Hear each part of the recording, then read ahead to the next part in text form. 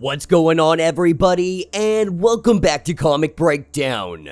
In this video, we are jumping into Batman Detective Comics, issue 1070. We have seen Batman taking on the Orgham family. The only problem, he doesn't know that it's the Orgham family he's going against. He just knows there's a lot of things going on in this city, and he has found himself very slowly catching on to what is going on. Because the Orgham family, they have been kidnapping people from all over the city, and they have been taking them underground. They have been infecting them, possessing them with what they call Azmer. This has been giving the Orgham family control over the individual who has an Azmer in them. And if Batman doesn't catch on soon, his whole city is going to suffer. So make sure you guys have subscribed to the channel, make sure that you like this video, and with that being said, let's dive into this breakdown.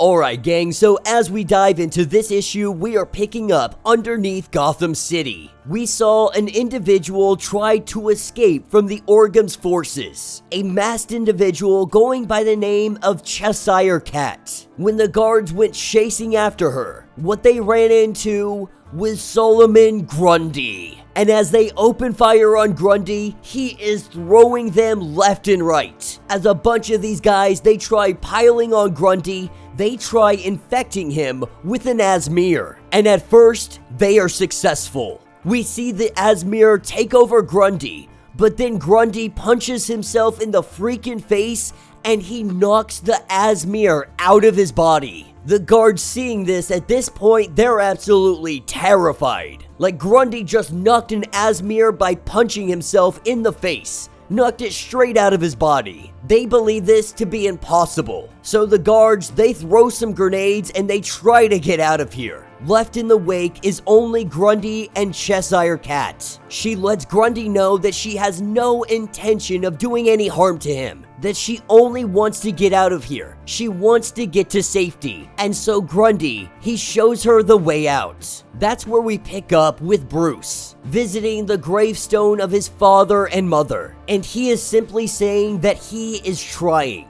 He is a boy that is raised by gravestones. He is known for so long that Gotham needs a Batman, and the Batman needs his darkness. But he worries that there might be a darkness that is swallowing him up. When he had sat in that alley all those years ago, listening desperately to the last breath of his parents, he heard something in the dark. He heard a voice, like malice and the beating of leathered wings. When it called to him, he had gone willingly. What if everybody was right? What if Batman made a mistake? Who would be the keeper of the graves then? Who would sweep up the dust? Who would remember the roses? As Batman goes to leave the cemetery, this is when he runs into Arsen. Batman, a little surprised to see that he is here. He apologizes for showing up unannounced, but when he saw that Bruce was here, he wanted to take the opportunity to go say hello. He is here because Gotham's Nationals got a lien on this property, and so they invited a few interested parties to look around. And Bruce goes on to say that his family is buried here on these grounds, that Wayne Manor is not for sale, and it never will be for sale. That there have been Wayne bones buried beneath Gotham ever since its very existence, if you believe its history. But if you get far enough away from it, he imagines that you can bury history too. This is when Arsen gives us a little story. He tells him about an Orgham tradition. Before the rising to the throne, a would-be king or queen, they must go out into the world. They must live among the people of Earth and find something, someone, or some place to truly save. And Arsen's father, who married into the family, left on his own journey when he was still a child. It was a journey he never returned from. For years, he traveled with nomads, looking for their lost city. But their city was never lost. They were the ones that were lost. To it and each other. Betrayal had ripped through them. And in betrayal, his father's life had ended. He says that history is never buried. It is them who bury their heads in the sand and it is them who are doomed to repeat it. And with that, he leaves Bruce Wayne. This is where Bruce pulls out his phone and he makes a phone call to Oracle. Oracle has been going through all of the subway tunnels. They are trying to find something. They are trying to find all the missing people. The only problem, they are being moved from one location to another. They are never in the same place, constantly uprooting their base of operations. It is making it very difficult to pin them down. Batman already knows that he has made some bad moves. He has gone in twice blind. Both times he paid for it. Whatever his next move is, he needs to go in knowing. This is where he tells Babs to also look into the Orgum family, and Batman heads off to the Water District to do his own digging.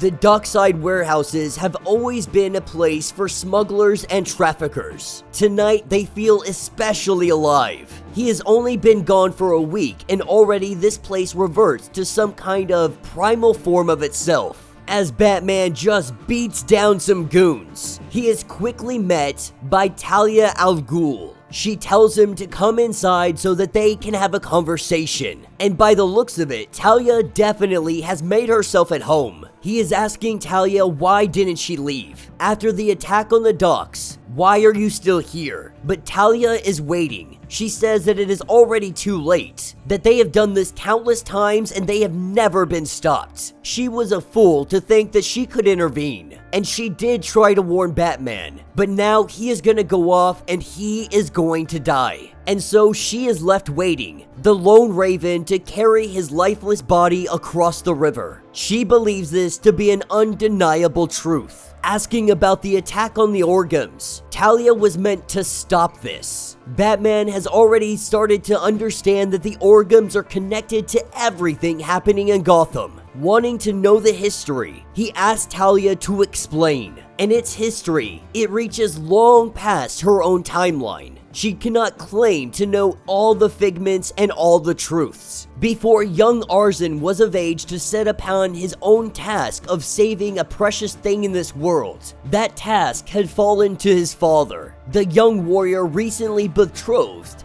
to Dareth Orgum, the queen of that house. And so the king set out. He set out with his trusted four. They are near immortal servants to the Orgum name, having individuals like Tenclaw, like Shavad, like Maram. But the fourth, the one that was dearest to the Orgum king to be, his most trusted aide, his brother, his friend, and his killer, was Ra's al Ghul. This is what takes us over to the clock tower. Oracle hard at work trying to figure out all of this puzzle. Recognizing that someone has just infiltrated the facility, she throws a batarang only for it to be blocked by arc light. With Oracle asking who you are and how did you find me, he introduces himself as Arclight. Who they are, he says, is beyond that of importance. On the how they were found, they have somebody on their team that is just as good with computers. His name is Castle. They tell her that she has been following the architectural pathways beneath Gotham. Knowingly or not, so has Victor Freeze. And while the Bat family has been tracking this, so has the Vigil, Dodge, Arclight, and Castle. Going on to explain that if cities are living constructs, it is useful to think of these lines as neural pathways. Gotham thinking, as it has many ideas pushed and pulled along these lines of power. And then imagine if there is a kind of device that could both draw and exert influence through that. They believe that this is the missing piece that they are looking for. They believe that one of these things is underneath the Orgum place, asking if she could understand the true implications. A city that can choose among its own people, the prosperous or the poor, the police or the persecuted. A Gotham of moral design that will not need a Batman to show it justice. When Oracle does ask the question of why not just stop it? Why come to me with this? And the Vigil says that because Batman is in charge of Gotham, Gotham is under his protection, and the Batman has his rules. Rules that they respect, but not necessarily abide by. They'd rather not find themselves going against Batman. But the Vigil will be sticking around Gotham for a little while longer. They say that they will be watching to fix this, or they will. And that will be the end of this issue. So let me know what you guys think down in the comments. So this is a very interesting turn of events. We are seeing that the man that kind of brought himself into the Orgum family, married into the Orgum family, is none other than Ra's al Ghul's brother. This means that Arzan and Talia al Ghul, they are related to one another, that the two of them are cousins. And seeing that Ra's al Ghul has some kind of effect on what is going on, it's going to be very interesting to see this story truly unfold. When it comes to the second part of this comic, we are seeing the Vigil. This is a new group of individuals that we only saw briefly.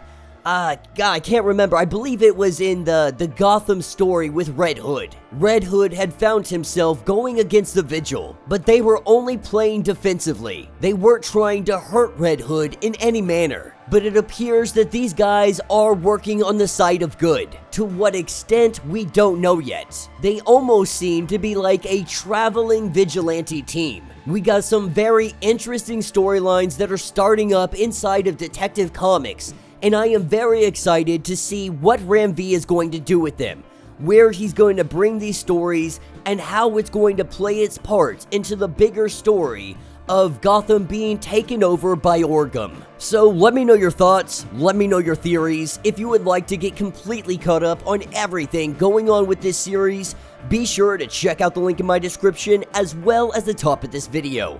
It will get you completely caught up on everything going on with this series. If you would like to support the channel, you can always do so by joining the channel membership. Much like Patreon, having multiple different tiers, from $1 to $50, from loyalty badges to getting comics every single month. Not only does this help out the channel tremendously, but you are getting tons of perks in the process. If you are unable to do this, do me a favor, subscribe to the channel, like this video, hit that notification bell, and with that being said, until the next breakdown.